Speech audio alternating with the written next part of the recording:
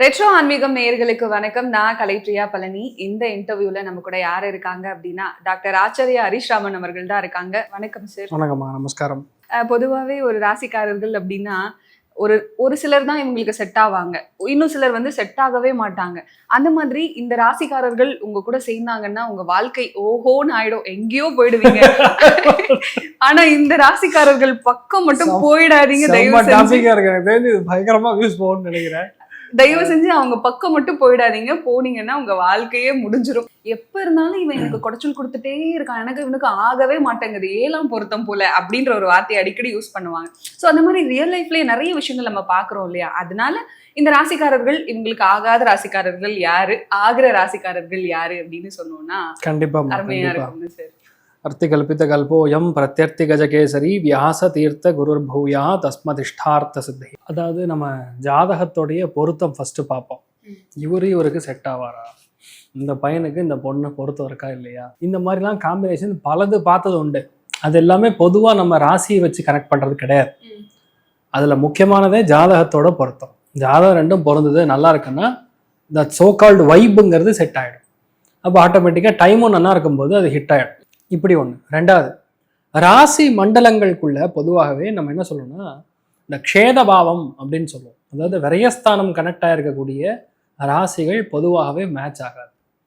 அப்படின்னா என்ன அர்த்தம்னா, உங்கள் ராசியிலிருந்து 6ஆம் இடம், 8ஆம் இடம், 12ஆம் இடம் இந்த பாவகங்கள் கனெக்ட் ஆச்சுன்னா 24 மணி நேரம் செந்தில் கவுண்டமணி பார்க்குற மாதிரியே இருக்கும். லைவ்ல டப்பாவை எடுத்து அவன் அடிப்பான், திருப்பி இவர் எடுத்து அடிப்பார், இப்படியே இருக்கும்.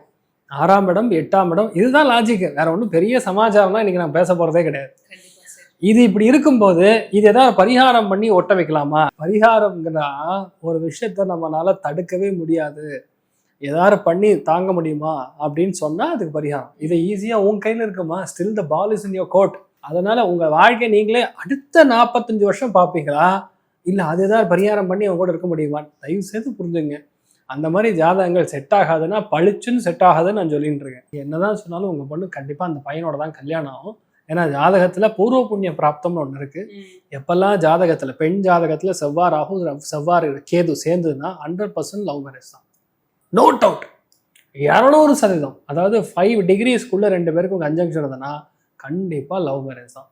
இதுவே பையன் ஜாதகத்தில் பார்த்தீங்கன்னு வைங்க, சுக்கிரனும் கேதுவும் சுக்கிரனும் ராகுவும் சேர்ந்ததுன்னா கண்டிப்பா லவ். இதெல்லாம் எதனால நான் எக்ஸ்பிளைன் பண்றேன்னா, ஜாதக பிராப்தத்துல கட்டத்துல 10க்கு 10 பொருத்தம் இருக்கான்னு பார்க்கறதுக்கு முன்னாடி பேசிக்கான பிராப்தமே லக்ன பிராப்தம், ராசி பிராப்தம், matching. That's what is called. இப்போ என்ன சப்ஜெக்ட்னா, எந்த ராசிக்கு எந்த ராசி மேட்ச் ஆகாதுன்னு கேட்குறாங்க. விச் இஸ் இன்ஃபேக்ட் இது வேற ஒரு ஆங்கிள் மேட்சிங்கும் சொல்றோம் நம்ம. இப்போ 12 ராசிக்காரர்களுக்கும் எந்தெந்த ராசிக்கு எந்தெந்த ராசிகள் ஆகாது, எந்தெந்த ராசிக்கு இந்த ராசிகள் ரொம்ப செட் ஆகும் அப்படின்னு சொல்லிட்டு பார்க்கலாம் சார்.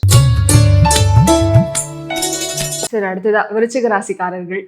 இந்தந்த ராசிக்காரர்கள் உங்களுக்கு அறவே ஆகாது, வேண்டாம், இந்த சகவாசமே நம்ம குடும்பத்துக்கே வேண்டாம் அப்படின்னா எந்தெந்த ராசிகள் ஆகாது? ஃபர்ஸ்ட் எனக்கு ரொம்ப பிடிச்ச ராசிகள்ல விருச்சிகம் நம்பர் 1. அப்படியா சார்? என்னன்னா உயிர்னா உயிரை கொடுத்துருவான், ரொம்பலாம் திங்க் பண்ண மாட்டேன். ஐயோ இவனால பிரச்சனையெல்லாம் திங்க் பண்ண மாட்டேன். அதுக்கப்புறம் வீட்டில் போய் அடி வாங்குறதுலாம் கதை வேற.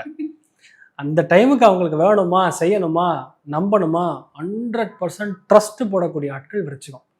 விருச்சிகத்தில் இருக்க ஆட்கள்லாம் வந்து மகான்கள். ஓப்பனாக சொன்னான், அவன் உள்ள என்ன இருக்குன்னு யாருக்குமே தெரியாது. தோண்ட தோண்ட புதையலையாங்கிற மாதிரி அவ்வளோ சரக்கு வச்சுருப்பாங்க, அவ்வளோ ஞானம்.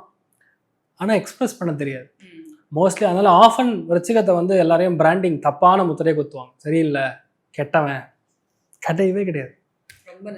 அவங்களோட பிரச்சனை என்ன தெரியுமா, அவங்களுக்கு எக்ஸ்பிரஸ் பண்ண தெரியாது. அதாவது ஒருத்தர்கிட்ட வந்து நான் நல்லா இருக்கேன்னு நீங்கள் சொல்கிறதுக்கும் அப்படின்னு சொல்கிறதுக்கும் டிஃப்ரென்ஸ் இருக்குல்ல.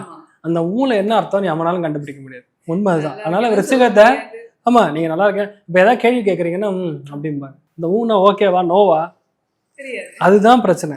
ஆனா உள்ள போய் பார்த்தீங்கன்னு வைங்க, அவங்கள மாதிரி ஒரு அன்பு பாசம் வந்து எல்லாம் எக்ஸ்ட்ரீமா இருக்கும். அதனால தான் வந்து உயிரை கொடுறானா கொடுத்துருவான்னு சொல்றான்ல. அந்த அன்புக்கு வந்து 2 விதமான கண்ணோட்டத்தை சொல்லலாம். அன்பு வந்து திகட்டக்கூடாது, புரியுதா? அன்பு எப்போ திகட்டதோ அதுதான் விருச்சிகம். சிம்பிளா சொல்லணும்னா ஆமா அப்படிதான். 24 மணி நேரம் உங்க கூட பேசுறான், 24 மணி நேரம் உங்க பக்கத்தே இருக்கான், நீங்க கீழே விழுந்துடக்கூடாது, மேலே விழுந்துடக்கூடாது. என்னமா சொல், இந்த யோகி பாப்பும் ஒரு பையன் காமெடி, நல்ல காமெடி, கோலமாவும் கோகிலா, அதுல நான் தாங்கி தாங்கி தாங்கி தாங்கி தாங்கி தாங்கி அதுதான் வச்சுக்கோ. டே அடங்குதா, ஏன்டா அப்படி? வீட்டுல கூட யாரும் வரல இல்ல, மாமா தானே வந்திருக்கு அப்படி அதுதான் விருச்சிகம். புரியுதா? அதாவது முடிஞ்ச அளவுக்கு வந்து அதை தாங்கிறது வந்து ஒரு லெவல்ல கம்மி பண்ணிக்கணும். இல்லையா கண்டுக்கவே மாட்டாங்க. ஓப்பனா சொன்னா லக்ஷ்மணகுமார்னு நினைக்கிறேன் கேரக்டர் பேரு, கரெக்டா? அந்த லக்ஷ்மணகுமார் தான் விருச்சிகத்துக்கான கேரக்டர். புரியுதா? யோகி பாபு போட்டு அவனா உட்காந்துருப்பா அமைதியா. டேய் எங்க அண்ணா யார் தெரியுமாடா, உன் மூஞ்சில அப்படின்னு சேர்த்து அடிவாங்க வச்சிருவாரு. இந்த பாசம் எந்த அளவுக்கு எக்ஸ்ட்ரீம்னா அந்த குண்டாவை வந்து நிரம்பி கீழே வழியும். போதும் போதும். அதனால என்ன சொல்றேன், அழுகையா இருந்தாலும் எக்ஸ்ட்ரீம் தலையா அடிச்சுட்டு அழுகிறது, பாசமா இருந்தாலும் ஓவரா கொட்டுறது, அதாவது செலவுனாலும் ஓவரா. இந்த பாகுபலி படத்துல சொல்லுவான், ஒன்றும் இல்லை அந்த எதிரியை வந்து வீழ்த்தணும், போய் தலை எடுத்துட்டு வா அப்படின்னு சொன்னா முடிஞ்சது. அவன் என்ன சொல்லுவான், 1000 தலைகள் வீழ்க அப்படி. 1000 தலை ஏன்டா எடுக்கணும், ஒரு தலை விழுந்தா போதும் இல்லடா. விருச்சிகத்தை பொறுத்த வரைக்கும் அவங்க பாசமா இருந்தாலும் சரி, அவங்க எல்லாமே எக்ஸ்ட்ரீம். அதுதான் அங்க மெயின் பிரச்சனை. விருச்சிகத்துக்குன்னு ஒரு சில கேரக்டர் இருக்கும், அதெல்லாம் மேட்ச் ஆகக்கூடிய ஆட்கள்னு சொன்னா பொதுவாகவே மீனமும் கடகமும் மேட்ச் ஆகும். என்ன அநியாயம் பண்ணாலும் சரி, என்ன பிரச்சனையானாலும் சரி, என்ன அழுதாலும் சரி, இந்த 3க்குள்ளே முடிச்சுக்கும். இதை விட்டு வெளியே வராது. புரியுதா? அந்த ஜில்லா விட்டு வெளியே வராது. அதனால பொதுவாக இந்த 3 பேருமே வீட்டில் இருந்துட்டே இருப்பாங்க. விருச்சிகம் இருந்ததுன்னா கடகம் இருக்கும், கடகம் இருந்ததுன்னா மீனம் இருக்கும். இவங்க தான் சுற்றி சுற்றி நம்ம கூடயே சுற்றுவாங்க. இல்லைன்னா அவங்க நம்ம கீழே பிறந்துட்டே இருப்பாங்க. வீட்டில் பசங்களாக இருந்தாலும் சரி, அப்பாவாக இருந்தாலும் சரி, இப்படி இருப்பாங்க. இதில் எப்பவுமே பிரச்சனை, நம்ம ஒன்று சொன்னால் அவன் ஒன்று சொல்கிறான் அப்படின்னு நிலைமையில மேஷம் கேட்டகரி கொஞ்சம் டிஸ்டர்ப்டு கேட்டகரி. அதாவது விருச்சிகத்துக்கு ரிஸ்க் எடுக்கிற மாதிரி, இல்லைன்னா சம்மந்தமே இல்லை, புரியாது. இப்போ நல்ல முள்ளு செடி, முள்ளு புதர் இருக்கு. முதல்ல ஒரு சின்ன என்ன சொல்லலாம், ஒரு ஆடு. அந்த ஆடு என்ன பண்ணா, அந்த முள்ளு புதரை தாண்டணும். ஆடு உடனே எடுக்காது, விருச்சிகம் ரிஸ்க் எடுக்கும். ரிஸ்க் எடுத்து அந்த புதரை தாண்டின உடனே அவனே தாண்டான், நான் ஏன் தாண்ட மாட்டேன்னு போய் முள்ளு புதர்ல அடிச்சு டம்முன்னு கீழே விழுகும். புரியுதா? இந்த மாதிரி நிறைய பார்த்துருப்பேன். கீழே விழுகிறது மேஷம், தாண்டினது விருச்சிகம். அப்ப இதுக்கு அதுக்கு சம்பந்தமே கிடையாது. அப்போ விருச்சிகத்துக்கு பொதுவா மேஷம் கொஞ்சம் கவனமா இருக்கணும். கண்டிப்பா சார். இதுல சுத்தமா ஆகாது பிரச்சனை தான். நம்ம அமைதியா இருந்தாதான் பெட்டர்னா மிதுனம். மூளையிலே சாவடிச்சிருவாங்க.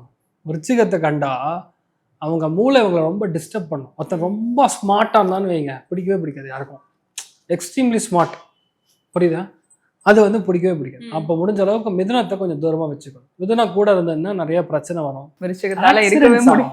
ஆக்சிடென்ட்ஸ் வரைக்கும் போகும். விருச்சிகத்துல ஃபார் எக்ஸாம்பிள் ஒரு பையன் இருந்தான், அப்பா மிதுனம்னா 100% ஆக்சிடென்ட்ல பிரச்சனை வரும். பிஸ்னஸ் என்டிட்டி இதுல வந்து யார் நமக்கு நல்லா இருப்பாங்கன்னா, ஏ கிளாஸா இருக்கிறது ரிஷபம் தான்.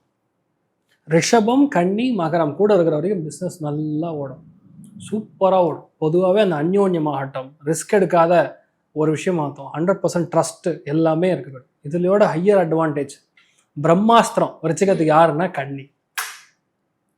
கன்னி ராசி மேலே ஒரு அபரிவிதமான லவ். அது யாராக இருந்தாலும் சரி, அது வீட்டில் தாயாக கூட இருக்கலாம். கன்னியில் ஒருத்தர் இருந்தாங்கன்னா விருச்சிகத்துக்கு நல்ல நட்பு. அங்கே தப்பே நடக்காது, நல்லது மட்டுமே நடக்கும் அப்படின்னு சொல்லுவோம். தர்மத்துக்கு எதிராக போக மாட்டேன். கன்னி, விருச்சிகம் போகும். கன்னி போகாது, ஆனா விருச்சிகம் போகும். அதாவது நீங்க ஜெயிக்கணும், எப்படி ஜெயிக்கணும் நீங்க என்கிட்ட சொல்லல, எப்படி ஜெயிக்கலாம் அவ்வளவுதான். அந்த மாதிரி இருக்கிற கேட்டகரியில விருச்சிகம். அதனால பொதுவா இவங்களுக்குலாம் ஒரு நல்ல அந்நியம். இப்போ ஆகக்கூடிய ராசிகள், ஆகாத ராசிகள் சொன்னீங்க. ஒரே ஒரு ராசி ரொம்ப சூப்பரா இருக்கும், உங்க 2 பேரோட காம்பினேஷன் இருந்தா எல்லாமே சக்சஸ் தான், நீங்க எங்கேயோ போக போறீங்க அப்படின்னா எந்த ராசி? எங்கேயோ போக போறீங்கன்னு சொல்ல மாட்டேன், நல்லா இருக்கும்னு சொல்றேன். அது கன்னியும் சரி, கடகமும் சரி. ஏன்னா விருச்சிகத்தை பொறுத்தவரைக்கும் அந்த வார்த்தை யூஸ் பண்ண கூடாதுமா. ஏன்னா நீங்க வந்து எப்படின்னா, நாராயணன்னு சொன்னா நாக்க ஓட்டிடுவாங்க, அந்த மாதிரி டைப் அவங்க எல்லாம். அதனால என்ன, நீங்க சொன்னீங்கல்ல நடக்கலாம்பாங்க. வந்து அவங்க கிட்ட நீங்க பதில் சொல்றப்போ, கேள்வி கேட்கறப்போ நீங்க மிலிட்ரி ஆஃபீஸரா இருக்கணும். மிலிட்ரியில் ஆஃபீஸராக இருந்தால் எப்படி பதில் சொல்லுவாங்க, அப்படிதான் அவங்க பதில், அவங்க பேச்சு, அவங்க தோரணை, அவங்க வாய்ஸ் எல்லாம் அப்படிதான் இருக்கும். ஒரு அலர்ட்டாக ஒரு மனுஷன் எப்பவுமே எப்படி இருப்பான், அது வந்து விருச்சிகம் தான். அதனால பொதுவாக வந்து அதாவது அறிவு, பயங்கர அறிவு, கரெக்டாக யூஸ் பண்ணாங்கன்னா சூப்பராக வரும். Super sir. ஆகக்கூடாத ராசிகள் ஒரே ஒரு, ஆகவே ஆகாதுன்னா ரொம்ப கவனமா இருக்கிறது மிதுனம், 2வது துலாம். துலாமும் மிதுனமும் தயவு செஞ்சு ஆகாது, வேண்டாம். ஓகே, மிதுனம் டேஞ்சர். Okay sir. இப்போ ஆகக்கூடாது ராசிகள்னு ஆயிப்போச்சு, ஆனா இல்ல ஏதோ ஒரு சூழ்நிலையிலால 2 பேரும் சேர்ந்து பயணிக்கிறோம், இல்ல ஏதோ ஒரு சூழல் ஏற்படுது அப்படின்னு சொல்லும் போது 2 பேருக்கும் இணக்கமான சூழ்நிலை உருவாகணும்னா என்ன பண்ணலாம்? புக்கு கையில வச்சுக்கணும். ஏதோ ஒரு புக்கு, ஒரு நாவலா இருக்கலாம், இல்ல பகவத்கீதையா இருக்கலாம், இல்ல சுந்தரா காண்டமா இருக்கலாம், புரியுதா, திருப்புகழா இருக்கலாம்.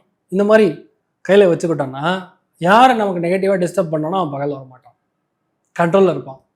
அந்த ஸ்தான அதிபதியை நம்ம ஆக்டிவேட் பண்ணணும், அவ்வளோதான். விருச்சிகத்தில் இருக்கிறவங்க கண்டிப்பாக வீட்டில் துளசி செடி வெடிக்கணும்.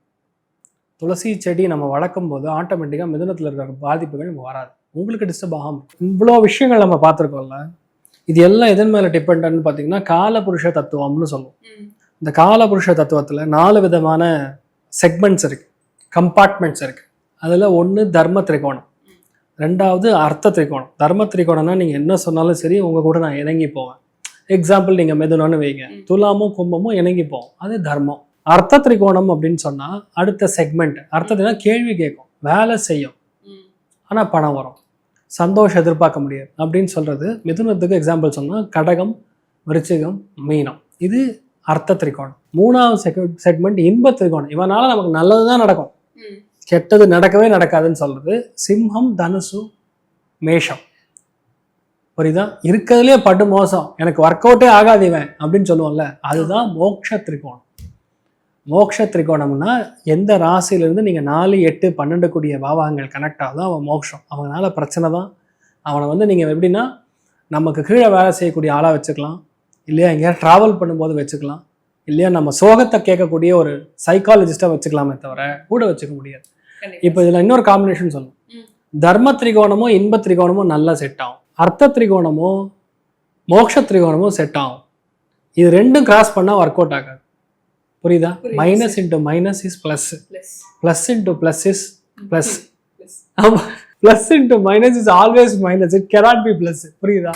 அதனால எந்தெந்த ஆள்கள் யார் யார் அதை வச்சு தான் இந்த லாஜிக் இவ்வளோ நேரம் எக்ஸ்பிளைன் பண்ணியிருக்கேன். நீங்கள் உங்கள் லைஃப்லேயே போட்டு பேட்டர்ன் போட்டு செக் பண்ணாலும் இது இப்படி தான் இருக்கும், வேற மாறவே மாறாது. உலகத்தில் இருக்க சவுத் ஆப்பிரிக்காவில் பிறந்துடும் ஒரு ஆளாக இருந்தாலும் அவனுக்கு இப்படி தான் வீட்டில் அவையும். இது உலக ரகசியம் மாதிரி. அதனால் இது பூர்வ ஜென்மத்தோட பந்தத்தை வச்சு தான் இதெல்லாம் நம்ம டிசைட் பண்ணுறோம். இதுக்கும் மேலே ஜாதகத்தில் லக்னம் முக்கியம். இவ்வளோ நேரம் நம்ம எல்லாம் பேசுனது ராசி. உங்கள் ஜாதகத்தை பார்த்து அங்கே லான்னு எழுதியிருக்கும், அதை வச்சு தான் மெயின் ஸ்க்ரூட்டனி ஆரம்பிக்கும். லக்னம் ரொம்ப முக்கியம். ஆமாம், இதை வச்சு நீங்கள் அதை எடுத்து அப்ளை பண்ணிங்கன்னா அந்த லக்னத்தில் அப்படியே மேட்ச் ஆகும். அதனால் எல்லாருமே எல்லா ராசியோட நல்லா சேர்ந்து சந்தோஷமாக இருங்க. This is purely a research topic. Retro ஆன்மீகம் கேட்டதுனால இதை நம்ம டிஸ்கஸ் பண்ணுறோம். இன்ஃபேக்ட் எல்லாருக்குமே நல்லது நடக்கட்டும் பிரார்த்தனை பண்ணிக்கலாம்.